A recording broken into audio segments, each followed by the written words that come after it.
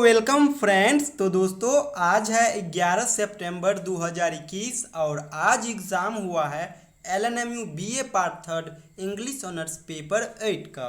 और दोस्तों आज मैं सबसे ज़्यादा खुश हूँ, कारण यह कि पेपर 5, पेपर 6 और पेपर 7 इन 3 पेपर में तो मेरे गेस से A to Z क्वेश्चन आए हुए ही थे, लेकिन आज पेपर 8 का एग्ज़ाम हुआ है और थोड़ा मुझे इस पे डाउट था कि हो सकता है कुछ क्वेश्चन बाहर से आ जाए, लेकिन ऐसा बिल्कुल नहीं हुआ है। सारा क्वेश्चन हमारे गेस से ही आया हुआ है, तो इसलिए आज मैं बहुत खुश हूँ। चलिए मैं सबसे पहले आपको वो क्वेश्चन दिखला देता हूँ जो आज एग्ज़ाम में पूछा गया है। उसके बाद मैं आपको दिखलाता हूँ कि देखिए कौन से पोर्शन से क्वेश्चन आया है जो मैं गेस कर रखा था। तो चलिए सबसे पहले आ जाते हैं हम पहला प्रश्न पे। तो दोस्तों सेक्शन ए में आपको पता था 2 क्वेश्चन आएंगे, एक क्वेश्चन का जवाब आपको देना होगा और वो 15 मार्क्स का होता है। तो देखिए ये पहला क्वेश्चन था, write a note on diachronic and synchronic variation of language, और ये क्वेश्चन मैं गेस कर रखा था।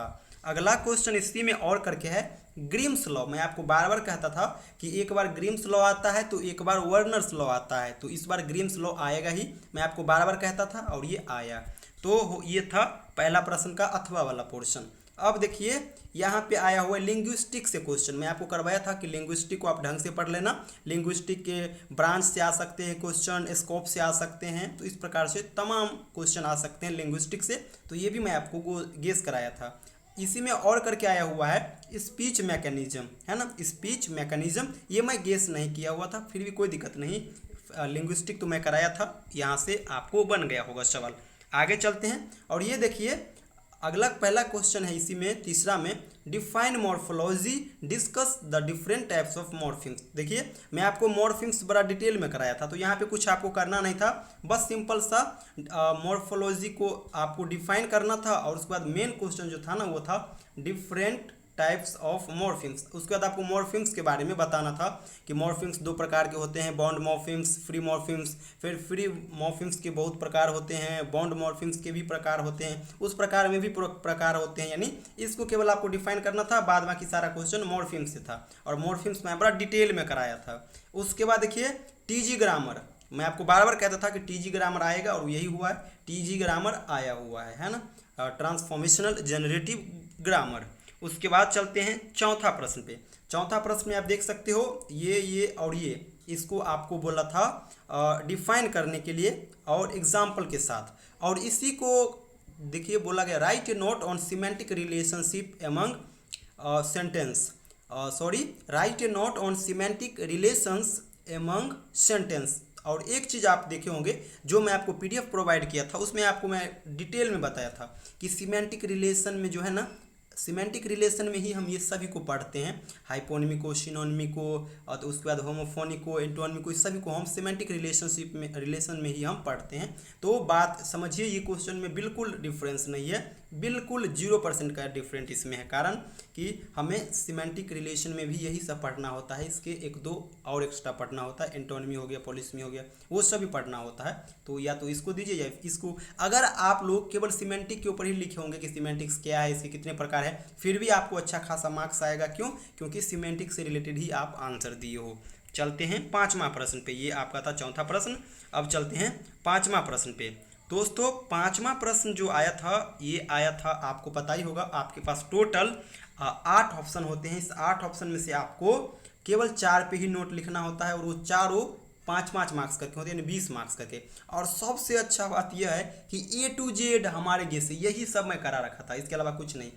एजिमुलेशन, RP, dialect, syllable, error analysis, IC analysis, spelling, pronunciation, ये सारा मैं A to Z करवाया हूँ, आपको दिखलाता हूँ अभी जस्ट।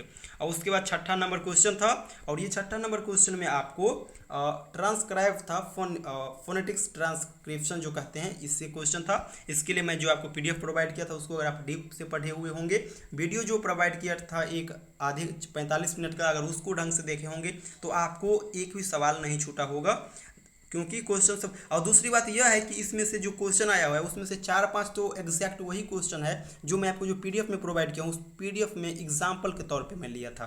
तो ये है आज का ओरिजिनल क्वेश्चन पेपर। चलते हैं अब वो क्वेश्चन पेपर पे जो मैं आपको गेस कर रखा था।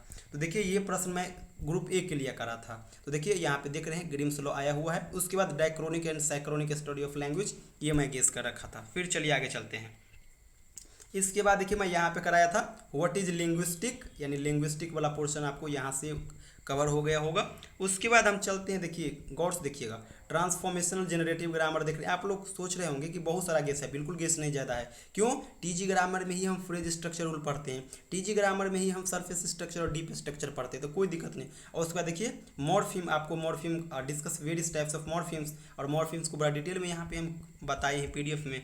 आगे चलते हैं, आगे जाएंगे तो आपको देखिए यहाँ पे पता चल जाएगा सीमेंटिक्स। यहाँ पे आप लोग देख रहे होंगे कि केवल मैं सीमेंटिक्स बताया हूँ, लेकिन मैं आपको जो पीडीएफ प्रोवाइड किया हूँ ना, उस पीडीएफ में एग्जैक्ट वही क्वेश्चन लिया हूँ, semantics relation among the sentence. तो वो पीडीएफ में भी मैं शामिल किया हूँ, भले यहाँ पे नहीं दिया हूँ, लेकिन मैं आपको बताया था कि मैं यहाँ पे क्वेश्चन सीमेंटिक लिखा हूँ, तो इसका मतलब यही नहीं कि केवल इसी प्रकार का क्वेश्चन आएगा, लेकिन सीमेंटिक से थोड़ा बहुत आगे पीछे भी वो हट सकता है, और जो आगे पीछे हटता उससे रिलेटेड क्वेश्चन मैं पीडीएफ में आपको अवेलेबल कराया था। अदरवाइज देखिए ये सब सिनोनिमी, ये सब आपको मिला हुआ है, होमोनिमी, ये सब होमोफोन, ये सब आपको देखे ही होंगे। उसके बाद आगे चलिए, पाँचवा में देखिए वही question, dialect, syllable, assimilation, British RP जिसे आरपी कहते हैं, bound morpheme, ICs analysis, error analysis, spelling and pronunciation. देखिए जी तक A to Z question continue आया हुआ है, एच का क्वेश्चन छोड़ करके ए टू जेड आया हुआ है। और मैं तो आपको वैसे ही बताया था कि इतना भी हमें नहीं करना है। देखिए देख रहे हैं ना, टिक लगाया हूँ मैं, केवल A B C D E F, और इसी फॉर्म में एग्जाम में भी आया हुआ है, इसी प्रकार से ए बी सी डी में डायरेक्ट सेम टू सेम मिल गया। उसके बाद देखिए इस सेक्शन के लिए फोनेटिक वाला जो पोर्शन है उसके लिए मैं आपको पीडीएफ प्रोवाइड किया था, तो आई थिंक आप लोग देख लिए 21 में जो क्वेश्चन पूछा गया है 11 सितंबर को कि किस प्रकार से पूछा गया है। और मैं आपको बता दूं कि अगर Lalit Narayan Mithila university English honours के आप स्टूडेंट्स हो, चाहे पार्ट 1 में हो, पार्ट 2 में या फिर पार्ट 3 में हो, तो आप हमारे इस चैनल संपूर्ण इंग्लिश को सब्सक्राइब करें। इस चैनल के माध्यम से हम आपका पीजी लेवल तक आपका हेल्प करेंगे, और हर सेशन के लिए मैं ऑनलाइन क्लास भी स्टार्ट करता हूँ, पार्ट 1, पार्ट 2 और पार्ट 3, ये तीनों क्लास के लिए, और वो व्हाट्सएप के माध्यम से मैं ये क्लास को कंटिन्यू करता हूँ। उस पर सारा सजेशन मैसेज के थ्रू देता रहता हूँ, वीडियो बना करके डाउट सॉल्व करता रहता हूँ। उसके बाद पीडीएफ वगैरह, सिलेबस, जितना चीज़ होता है कंटेंट सारा दे देता हूँ, कोई बुक लेने की कोई ज़रूरत नहीं होता है। थैंक यू सो मच दोस्तों। और अगर वो स्टूडेंट्स देख रहे होंगे जो मुझसे इस साल पढ़े हैं, तो एक बार प्लीज़ आप लोग अपना एक्सपीरियंस एक बार शेयर करना, क्योंकि अब आप लोगों का एग्ज़ाम हो चुका है, अब बारी है अपना एक्सपीरियंस दूसरों से शेयर करने का। थैंक यू सो मच दोस्तों।